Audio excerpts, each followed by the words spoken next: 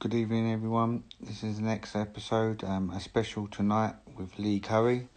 On Monday, we have 4 more guests. That's at 8 o'clock. If you miss any of this tonight or you've missed any of the past episodes, please go to mental health hashtag Let Us Talk, and you can see past episodes or past people, what we've interviewed and the experiences from them.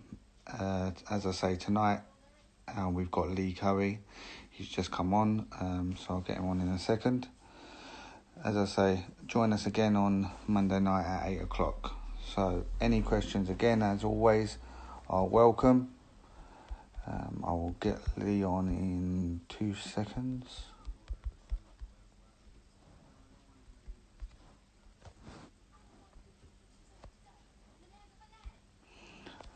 Okay. 1 second.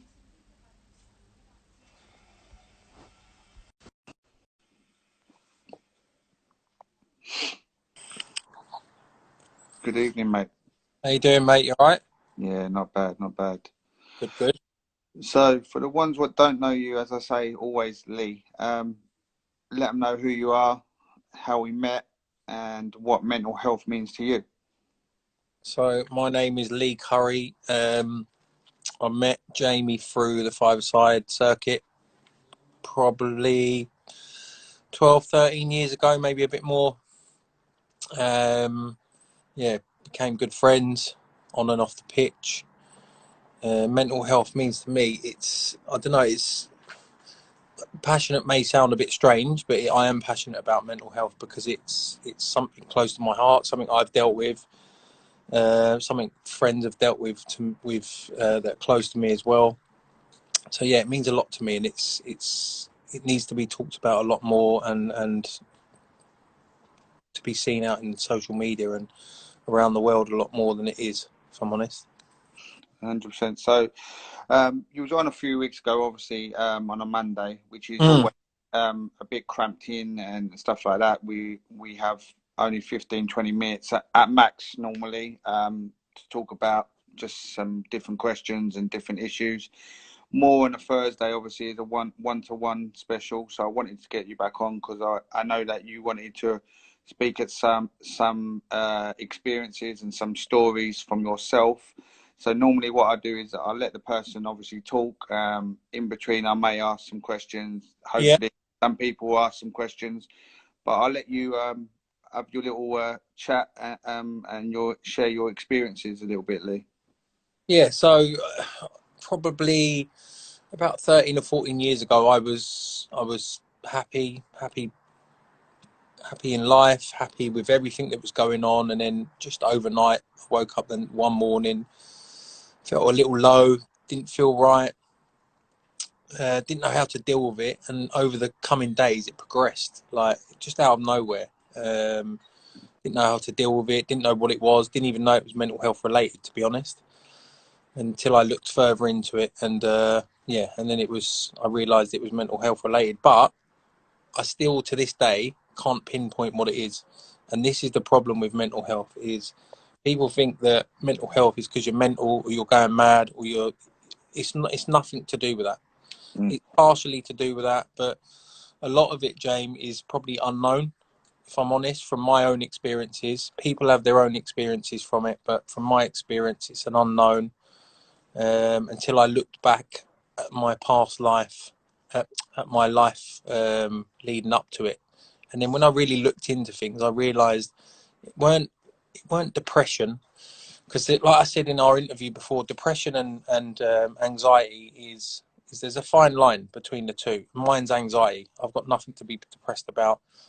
And I think a lot of people get the two confused, because when I had it and I was in the raw part of it, people used to go to me, and people close to me as well used to say, "What have you got to be depressed about?" Yeah. And that's not the question you should be asking someone that's suffering with mental health issues, because the word mental health scares a lot of people, thinking he's a nutter, he's mental, because we're not, and I'm not, but I do suffer from it because of what I've suffered in the past, and I'll go into it in a little bit. So if I do get a little bit teary or a bit choked up, then so be it. Mm. So yeah, so going back a few years, I woke up one morning and I didn't know what to do. I was having really bad thoughts, and at this time, I'm married with 3 kids, nice house, good job. So it proves to you that that's your fine line between depression and anxiety. Mine was anxiety, but at the time I didn't know. So Yeah. I went to the doctor.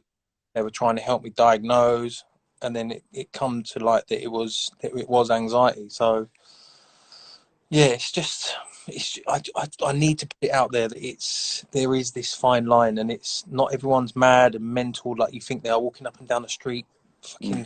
fucking in lamp columns or walking up and down naked. That is a part of mental health, but there's other parts to it where Mm. there's different levels, and Yeah, Dan I said, uh, completely agree. Anxiety gets overlooked often. massively, and Dan's right, because like I say, if someone labels you with mental health, like if you met me now and you didn't know me, you wouldn't know that I'd have mental health problems, Well, because Lee, to be fair, like as you say, like let's be honest. I've known you for, as you say, for many years. Obviously, through the five side and yeah, away from that and talking. And how would I know? I know that you obviously had some upsetting times, obviously with your mum passing away and stuff like that. But how would I know unless obviously it's spoken about or we speak about it? You know what I mean? Like sometimes you don't speak about it, you're not going to know, are you? no, exactly. And going back to what Dan said, it's a big thing between this anxiety and depression, because Mm. anxiety is just as bad as depression. I was having my thought, like when I first got it and first got diagnosed with it, my head was doing overtime. I didn't sleep for 6 days. I lost a stone in 6 days, which is unheard of. I didn't eat, I didn't drink, I couldn't put anything past my mouth. And this, at the time, my mum was still alive, and she'd been fighting cancer for probably 12 years prior to all this. Yeah. So I couldn't pinpoint it on that. It wasn't like my mum had passed and I was anxious or depressed about my mum going, because that wasn't it. It Yeah. may have had led to that she was fighting it for years. But yeah, I couldn't pinpoint it onto my mum that she'd gone and I was depressed or I was anxious about that. It was like I said, I couldn't pinpoint it. So when I went back in over the history of my life, I'd lost my godchild who was 6 to brain cancer. I lost my grandparents. All my grandparents are gone from cancer. My mum, my dad recently got cancer, but survived it, which was good. So yeah, when I looked back, I realised that all of this that was happening was building up inside me, but I was just getting on with life, enjoying myself, going on holiday, going out to the pub, and it was building up in me. And I never actually spoke to anyone about it. I was Mm. always there for other people, but never welcomed it to myself. So I think a lot of it built up inside me. And then Why do you think you didn't speak? I don't know, because I didn't think there was anything wrong with me, and I didn't think I needed to speak about it because I didn't feel like I needed the support. I felt I was coping, but Yeah. inside I probably wasn't. Yeah. Um, so yeah, just going back, so when I woke up, I went and got diagnosed, etc., and I was having really bad thoughts, suicidal thoughts. I was sitting on my window ledge talking to my mum while she's sitting there dying, talking to my wife while she was heavily pregnant with one of our kids, and I was just sitting there selfishly thinking of myself, thinking, "Oh, I'm having suicidal thoughts. What do I do?" So it was a really strange but tough time. Yeah. But luckily, I come through it, and I don't know how I did. Well, I do know how I did, but at the time, I don't know how I got through it, because through suffering from it and going on to medication and stuff, I actually lost my mum through the time I had it, Mm. and the one main person that got me through it was my wife. She used to say to me that anxiety is thoughts and racing minds and your head doing overtime. And I couldn't get my head round it. It's not, I can't sleep, I can't do this. And it was my head doing overtime. And she Mm. used to say to me, it's waves, don't worry, they'll pass. But she was really calm about it. Yeah. And then I started to believe in myself that these are waves. And then eventually when you start to relax take a deep breath and really think about it. They are really only thoughts, and anxiety is exactly that. They're thoughts. They're not actions. Yeah. And I, luckily enough, had the support from my wife, like I said, and a few friends and family that were close to me that sort of understood. But like I said, there was a lot of close people to me that was just like, what are you depressed about? You've got a house, you've got a nice job, you've got 3 kids, and it ain't that simple, James. And like I said in our first interview, it is so important to talk to people about anything that you're experiencing, whether you're having lonely thoughts, if you're having like crazy thoughts, suicidal thoughts. If you can't talk to your friends and family, then go and try it with a stranger. If it doesn't work with a stranger, try it with someone else, individual. Try it. I think the message the last few weeks from a lot of people is finding the right person to speak Exactly. to. And you need to keep searching. And it's all well and good saying that searching. Sorry, my phone's frozen. It's all well and good saying that, but yeah, it is about searching for that right person that you can let your feelings go and feel comfortable talking to. Like I feel comfortable talking to you and the some of the people that are watching and that will view it on your YouTube channel, because I want them to. I know when I was in them dark places, I needed someone. Yeah. And if this helps one person, Yeah. then it's worked. So 100%. Sonia said the mind is so powerful. it is. It is. I even still get it to this day. Sometimes, some nights I don't sleep, and I'm sitting there, my mind's doing overtime, and yeah, it's a powerful thing, and it's if you let it get the better of you, and that's like with any disease, let any one disease get the better of you, then you lose the battle. If you fight it and you challenge yourself against it, then yeah, it's a good battle. Yeah, Jessica said, "Well done for being so openly. It's not easy." She's my neighbour. You can probably hear me from the garden anyway, but her and her mum are really supportive of me as well. And I'm pretty sure Jess won't mind me saying that she suffered with it for a little bit. So we've lent on each other, Yeah. other out. So she's another one that's come through it all. Very strong character, and her mum is very supportive. Like my wife, we're very close, and I can't stress the fact that having people close to you and friends that are supportive helps a long time, a long way. Question, Lee. Obviously, you said obviously you got medication for it, or at the time you got medication, Yeah, and spoke to you found the people in the end who were yeah. close to you, did help. What's your message if obviously you turned around and said to everyone, look, find the right person, etc., and stuff like that. But what do you feel in place? So sometimes I feel like specialists are good. Don't get me wrong; they've trained. We understand that. But for me, I've been saying this for a few weeks. Sometimes I feel like alongside that specialist, you should have somebody who may have gone through it, and may have had somebody who's gone through it or around you, because for me, you can't beat a life experience of it. What's your thoughts on that? Exactly what you've just said. So I'll give you an example, James. Right. So when going back to when I first got diagnosed with it, and we just touched on it with Jess, my neighbour. Yeah. So going back to when I first got it, I was referred to 3 or 4 mental health places. Some that were in buildings where you sat in groups, some individual where you went round someone's house. And I went round a lady's house, and this is no disrespect to her, or what she does, and whether she's had it or not. I went round there, I opened the door. As soon as I had a connection with her, I knew that it weren't going to work. I knew immediately. So, like, when you meet someone, you have that immediate, like, not sure, unsure. But I gave her the benefit of the doubt. I thought, I'm not going to just put it off. I'll Yeah. do it. I went once, I went twice, and nothing was working. I had the shakes, I had the thoughts, and I was still in that raw, anxious state that I couldn't get out of. And she was apparently in the top 3 in the borough I live in, mental health specialists, and it didn't work.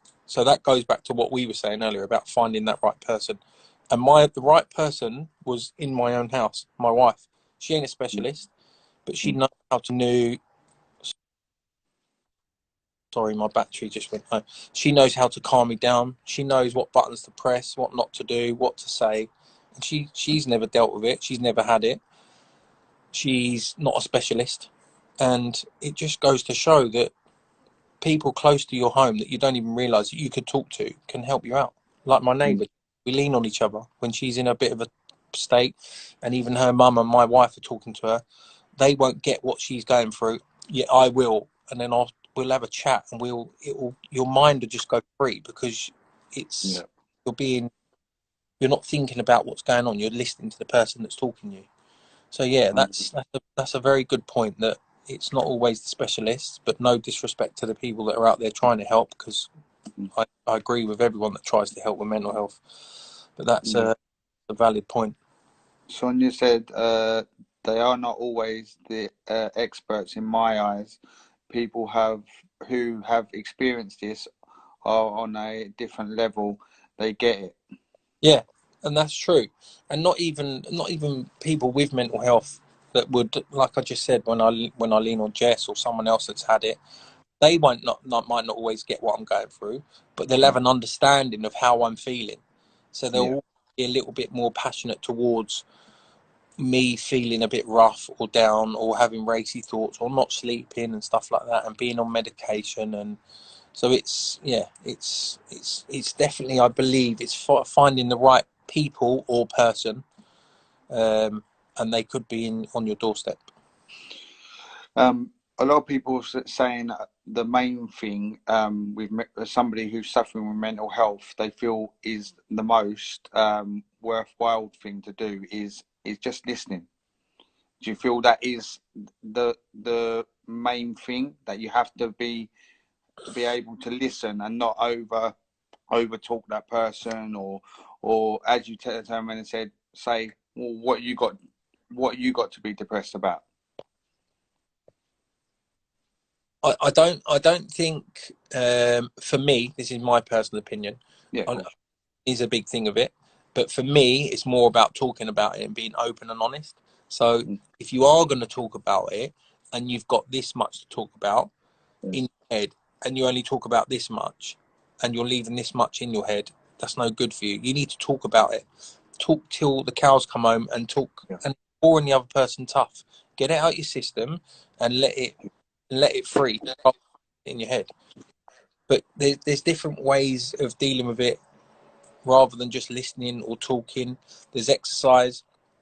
I've been going out doing runs and stuff. As you know, I've got bad knees, but I've recently been able to go out and do a bit more running. So I've been doing runs, and that helps clearing your mind. So it's not. Is that a comeback then, Lee? You coming back?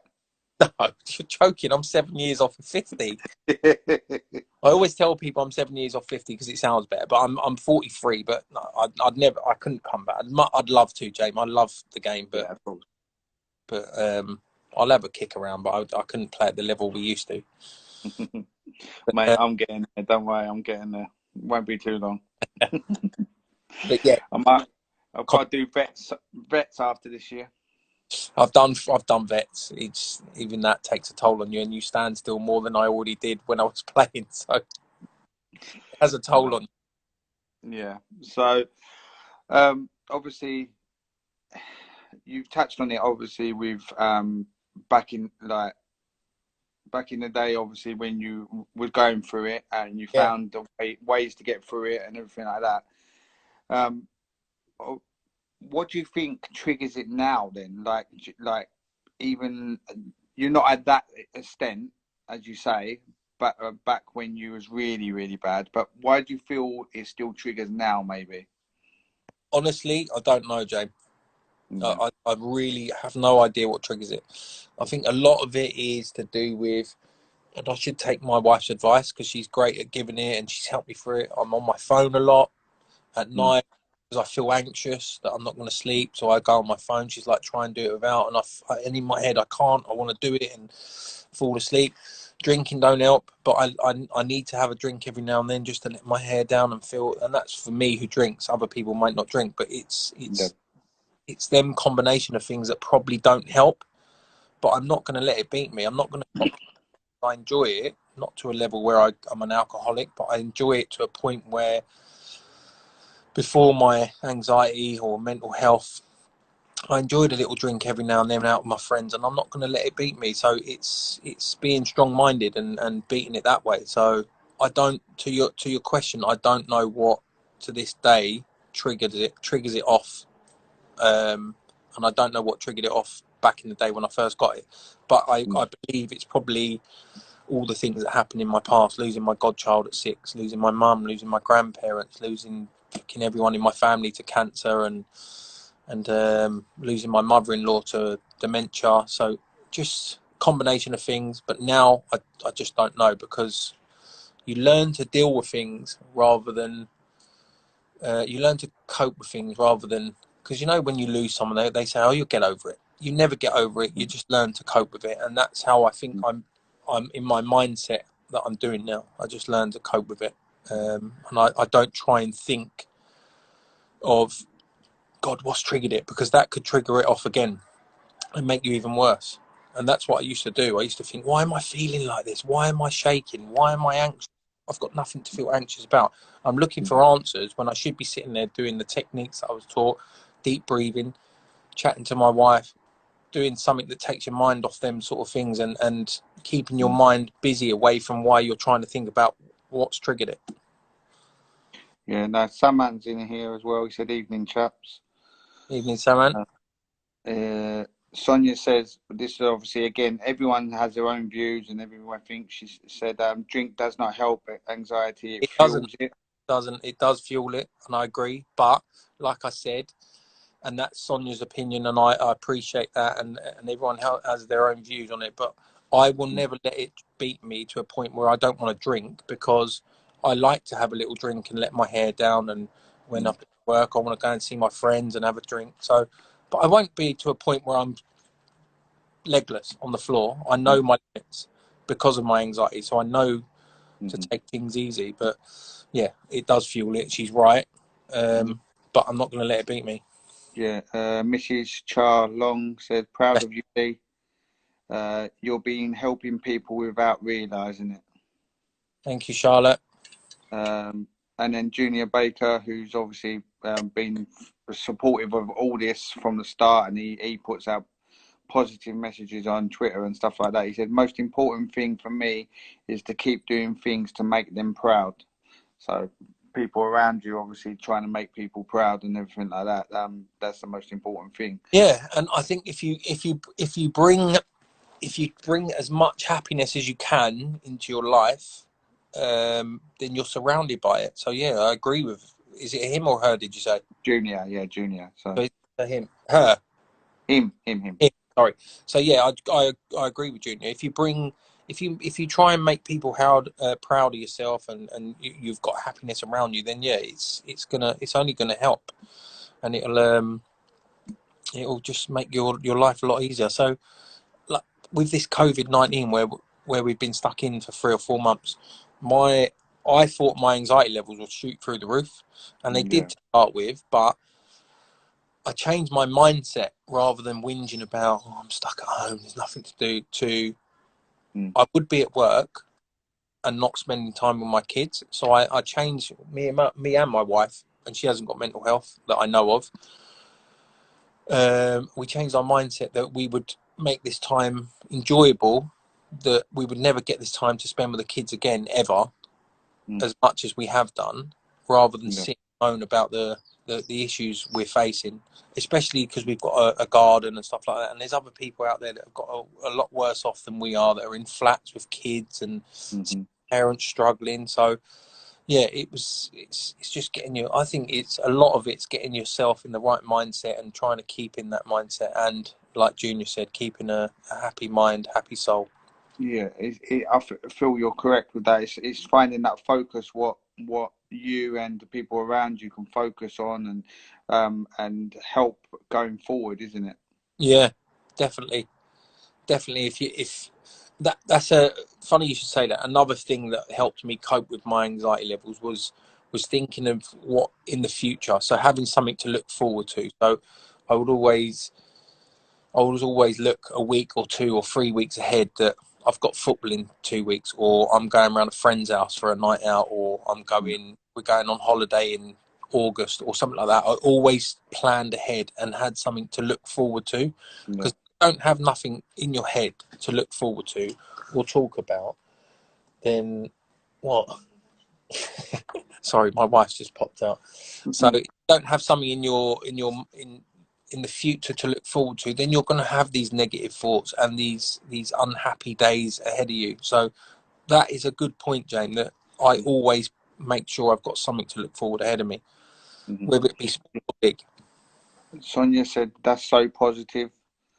Right. So yeah, sorry. It's another question. What people have been answering and that. Do you feel some people use mental health as a get out, or do you feel it is thrown around a bit too much nowadays? Do you know what I remember this question stuck out last time, because you asked me it last time on our short interview. Yeah. And my answer will always be the same, that whether they are or not, and they choose to use it and they haven't got it, let them be. Yeah.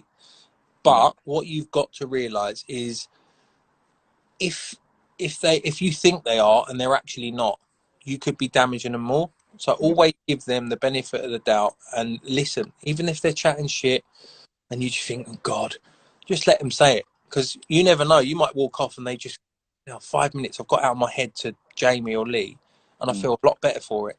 And if they haven't and they've got nothing out of it, you ain't lost nothing. All they've lost is a bit of credibility to themselves, thinking I've just chatted a load of bollocks for 5 minutes for no reason. So Yeah. I would always say, never take it with a pinch of salt. If it's mental health, listen to what they've got to say, whether it's 5 minutes or half an hour. It ain't gonna ruin your life. Just, you never know what you could be helping that person. Obviously, you touched on it. Obviously, going to see counsellors and everything like that, and that didn't really work for you to a certain degree.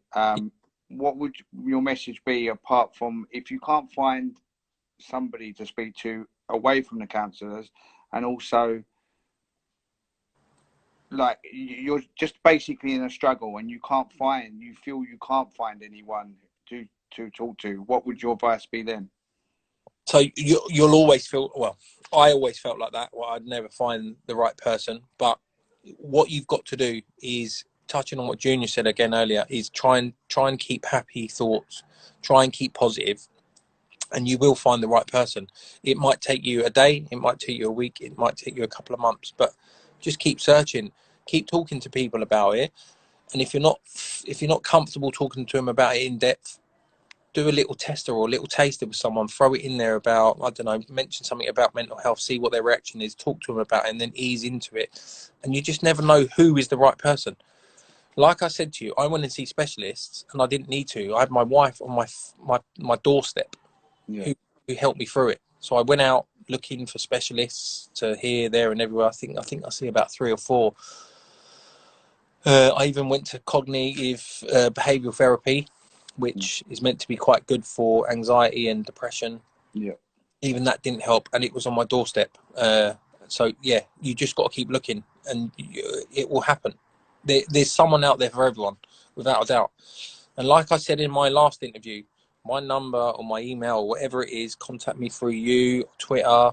I'm on Twitter, Facebook. If anyone wants to talk to me and I can help, then I'll do it. Even Yeah. if I don't help, you've eliminated someone that you've tried. Do you know what I mean? Yeah. Of It's course. a case of just talking to whoever you feel you can talk to. um from my experience, obviously, I'll open up a little bit as well on here. Mm. From my dad's experience, I don't feel like the aftercare once he was out was the best.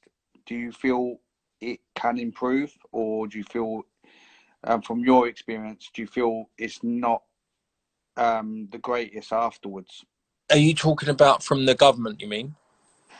So basically, obviously, like I've said it before, my dad was sectioned for like 5 or 6 months. So he was 5 or 6 months. He was sectioned. When he come out, they visited him maybe 2 or 3 times, had him on the medication what he was on, and then discharged him.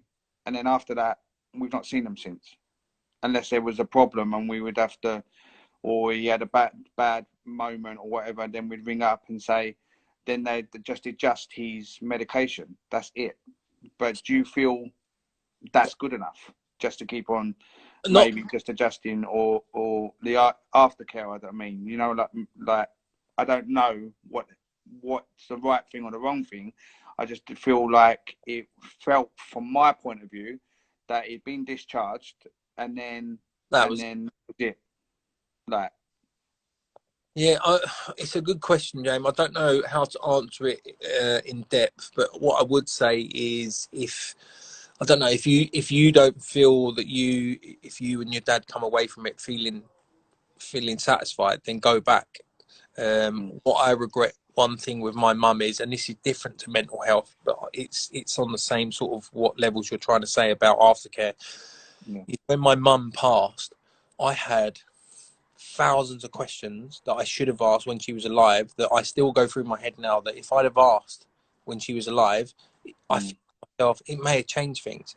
So if you ever doubt in yourself that you feel like you've just been let out because they're rushing you out the door, or we're overpopulated and they're trying to get people in and out and they're just pushing your dad out, and this is the right medication and he ain't right for it, push. Just ask the question back. I'm not leaving. It's not right. I don't feel right. I don't feel like we're getting the right aftercare. I rushed this out the door, and it's on the same level as my mum. If I'd have asked these questions beforehand, will she have been here? She might not have, but I still would have asked them questions instead of like. So I'll tell you now. So my mum was on a clinical trial tablet, and this tablet was £2.5 grand a month that the government paid for, but it was a clinical trial, so my mum got it for free, and it slowed her cancer down. It didn't cure it; it just slowed it down or stopped it. And it came to a point where it stopped working, and then their answer to it was, "We're going to take your mum off it." And me thinking that they're the experts, I went, right, okay. Yeah. Can you explain why? They explained why. We don't think it's working anymore. And when she passed, what I should have said is, I don't care what it costs, or if it's costing the government or us or whatever it is, insurance, whatever it would take, keep doing it until she goes, rather than taking it off because you don't think it's working. Because they're the questions you should do. The aftercare is, once it's gone, it's too late, James. So yeah. I think because I've never experienced mental health or experienced something like that, it felt like, well, as you turned around and said, Lee, they're the specialists. They must know what they're on about. But when I look at it now, like, he still has dark times now, and then you ask the question, and they might tamper with his medication or here and there, thinking, well, if we up it, then it will help him. But that's not going to help him long term. That's just going to help him while he's on that dose, or it. So sometimes I just feel like, It's an I easy. don't know. Yeah, if he needs to talk more, or he needs to see somebody. I don't know. It's one of them that it's hard to judge, isn't it? You know what I mean? It is hard to judge, but like you say, like, each to their own. If your dad's not a talker, and there's me going, it's things like that that trigger you off. There's me going, talk to people too. But if your dad's not a talker and he doesn't want to talk to it, then he needs to go and see specialists, and he needs this aftercare, and he needs the medication. But what he don't need is someone going, right, you're on 10 milligrams of citalopram. I'm going to give you 50 milligrams because you're having a rough time. Because all that does send your mind up and down. So going back to your original question, then the answer is no, and it is a simple question. It is a simple answer. Going through what we've just discussed, there is no aftercare there. I believe it should be looked into a lot more than it is, because it's brushed under the carpet too easy. Mental health is a big thing, and people don't deal with it as well as they should do, and they would if they had the support. 32 VC said, I have mental health. The best thing that helps me if I were if I just talk and talk. Does not matter who you talk to, as long as you just keep talking. That's what helps me. As we say on, I've said on this many times, and Lee's said it tonight. Whatever helps you to do it, and help you with your mindset, is the right thing to do, and it's the right thing to do for yourself. So Lee has turned around and said, speaking to a specialist, it didn't help, but speaking to the like his wife or people closest to him ended up working. The same as, I don't know his name, but or her name, but he's saying him talking helps him, so, or her. So that's a good thing, that they found that helps them. Yeah, and yeah, it's a good point. So whoever that is, 32 VC is, that's their way of dealing with it, is talking, and it doesn't matter who it's to. Whereas me, it does matter. So it just proves that each individual person has someone out there, or people that they can find that comfort them through these rough times you go through.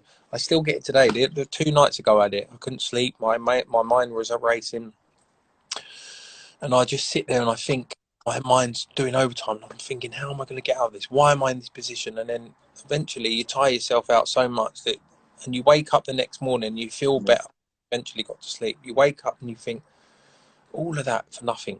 And then the questions start, why did it happen? But I've taught myself recently to, if it happens, just to let it go, ride it out. Like my wife said, it's a wave. It will go. You'll wake up the next morning and you'll feel good again. And you just got to enjoy the days when you're feeling good, and ride the days out you're feeling bad. Sonia, when we were talking about obviously the aftercare and that, Yeah, you turned around and said that exactly what happened to me, Jay.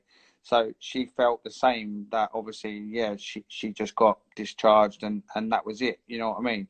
So it does show. I'm not saying in every single case, that is the case, but I feel, as you said, Lee, I feel like the aftercare needs to, or it needs to be looked at. What they do after they might have been sectioned, or after they've had 5 or 6 sessions of counselling. I feel like sometimes it feels like you're talking, you feel like it's better. You've paid your money or whatever it is to these counsellors, and then they're like, oh yeah, you're better now. See you later. On to the next one. yeah. I'll give you another example, and this just proves what you're talking about again. Is hi, is I've been on medication now 7 or 8 years, and when I first was put on medication, they were getting the balance right, and then I eventually found the right medication for me, and they told me they would review me every 3 months. I have, when I put in my email to get my review and tablets, they just send the tablets out. I haven't had a review for nearly 18 months. So that just goes to prove that the aftercare is because they're sending out the tablets and I haven't jumped up and down that they think it's working. Yeah. So it just shows that it is what it is, isn't it? You need to have these things in place, but they won't. Come in.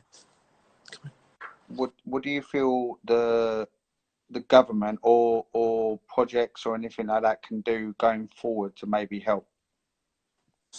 I don't know, especially with what's going on at the moment, because everything comes down to money, doesn't it, Jane, with the government and stuff like that, and they're doing cuts left, right, and centre. So they'll put it in where they think's best, and obviously mental health isn't one of them.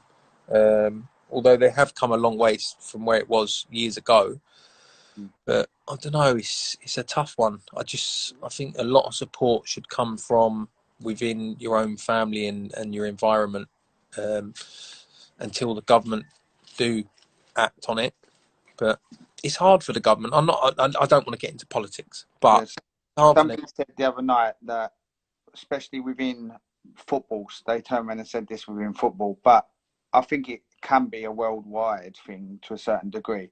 But there's got to be like a campaign, like there was for gay footballers to come out in non-league, or gay footballers to come out in football in general. There was a big campaign for months and months and months, and that showed the awareness, and it opened people's eyes up to it. Whereas I feel like some campaigns will campaign for 2 or 3 days and then suddenly stop, and then it's like, oh, forget about it. Like, that's it. I feel that it has to be a sustained campaign to a certain degree. Well, What are your thoughts? I mean, you do see it. Like I said earlier, mental health's come a long way considering what it used to be. And even myself, I used to think of it as mental health. What's mental health? You're a nutter walking down the street, fucking singing to yourself and stuff like that. It's not. It's a lot more than that. So that's helped over the years.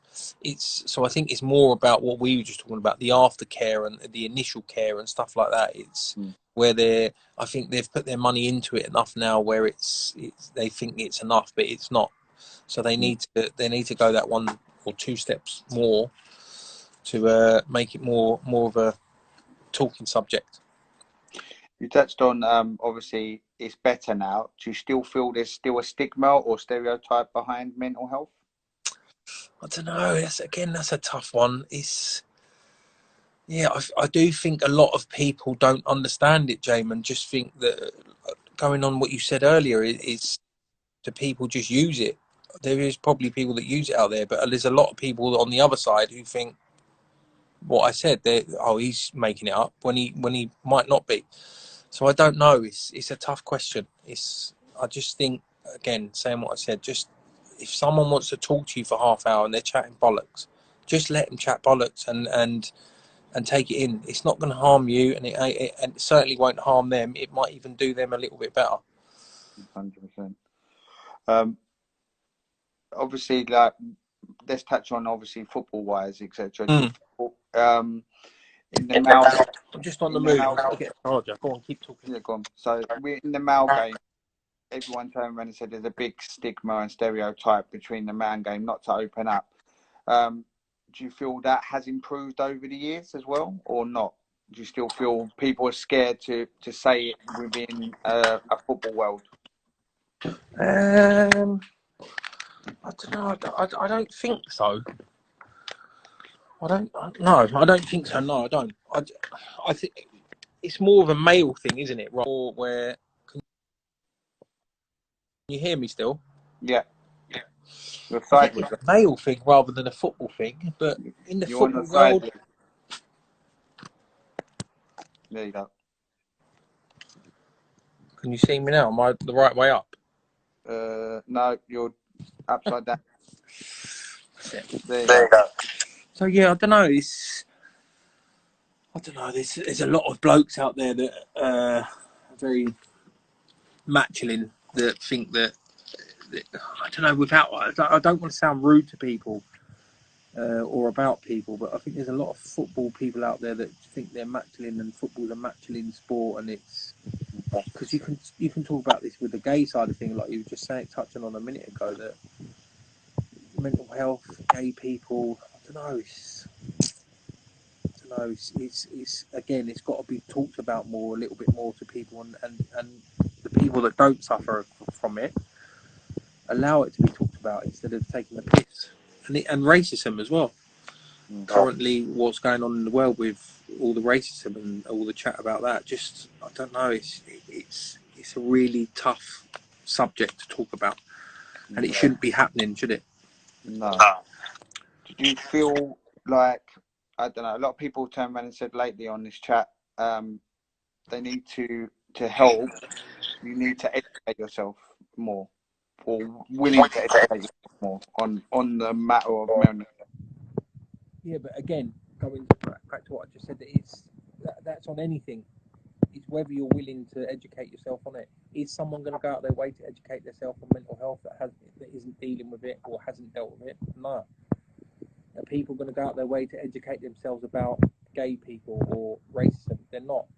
It's, again, it could be the government that drives this, where you have the education on racism, on gay people, on mental health in school. That could be a big part of where life changes.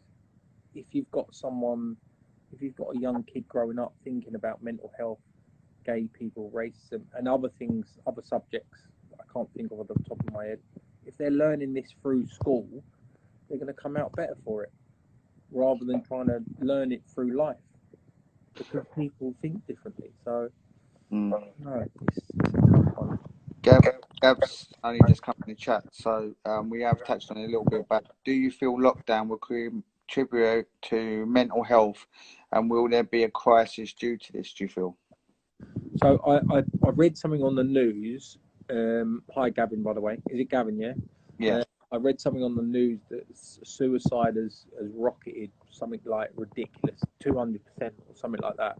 So yeah, I do believe it's contributing 100%, because, like we touched on earlier, at first I was negative about it, but then we took it upon ourselves to think about spending time with the family and the kids, and we'll never have this time again. But that's me. Someone else that's got a little bit more severe depression or anxiety will look at it a different way, and it will be a challenge to them.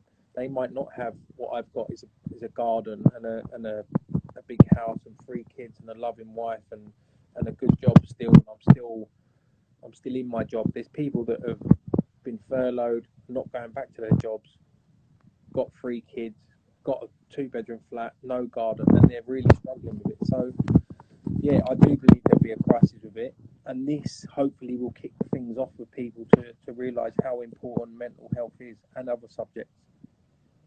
100%. It's a good question.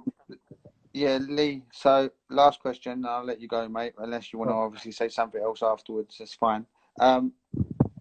What do you feel going forward that people can help with people with mental health? If you're suffering from mental health, what do you feel you should do? And just any thoughts overall on mental health? Well, a lot of what we just talked about, we can go back over it, and I'll repeat it a million times, and I'll even help you try and advertise it, James. That I'm available to talk to. I don't care if you don't know me or if you've known me a million years. If you want to talk to me, call me, text me, contact me through you. I believe that if you talk to as many people as you can and you try and get it out in the open, and don't block it up in your head, there's always someone out there that's going to be willing to help you and help you get through it. And listen, I've got a family, 3 kids. I don't care if I'm going to go and help someone for half hour, an hour, a day, or chat on the phone, or a text, or an email, and it gets them through them really dark times that I know that I went through. Then I'm willing to do that, and I'll help anyone. That includes your old man, James, and even you, anyone else that suffers from it. I'll happily. I know how bad dark times are, and I'm glad I'm through them, and I'll happily help anyone get through any situation if they need help. Little Parker just said, in this lockdown, I was diagnosed with bipolar. It took 10 years to convince doctors. Mental health is not taken seriously until you do something bad. What are your thoughts on that? Yeah, no. I'm not sure on bipolar. I'm not very clued up with it, but yeah, it's another arm of mental health where I don't understand much of it because I don't know it. I know the anxiety side of things because I've suffered from it. Again, maybe I should take a leaf out of my own book and look into things like that, mental bipolar and depression and stuff like that. But yeah, it's again going back to what I said about my medication. I was told I was going to have 3-month reviews. I've not had one for I think it's 18 months now. They don't know. They don't know where I am. For all they know, I could be dead from topping myself or whatever. But they don't. So it's a good point she makes that until you've done something bad, they won't recognise it. No, 100%. And that's what we're saying. Obviously, we've all got to try to keep trying to make mental health awareness out there, and everyone keep on trying to chat and talk and help as many people as we can. As I say, and you said earlier, if this chat can help one person, and hopefully that is a success. I know it sounds like a bit of a cliche, if this can help one person, but I'm telling you that the dark times I went through, if if that one person had helped me and it got me through them dark times, I would have jumped up and down for joy because I know how bad it is. 100%. Lee, last point, Yeah, obviously, thank you very much for coming on. you're welcome, mate. Really opened my eyes up to a lot of things as well. And also, thank you for obviously opening up to everyone else in here, and hopefully whoever watches it back as well. I'm sure we'll talk more about different parts of mental health as well, because I want to keep learning myself with it, and your help, and hopefully I can help you as well. You know what I mean? Yeah. With anything as well. So good luck to your brother as well. Yeah, he's just made the playoffs, so hopefully they can get through. Yeah, hopefully so. All right, but mate, keep safe. We'll talk real soon. Cheers for that, mate. No problem, mate. It's a pleasure anytime, and good luck to everyone that's listening. And like I said, I'm here for anyone that wants to have a chat. Cheers, Lee. Thank you very much. Take care. Have a good evening, mate. See you later. Bye. Bye-bye. So it was Lee Curry. As I say, good luck to his brother as well. He's manager at Barnet. Hopefully they win the playoffs and go up. But Lee, thank you for coming on tonight. Great show. Opened up a lot. And hopefully it can help one person, as me and Lee Cameron have said.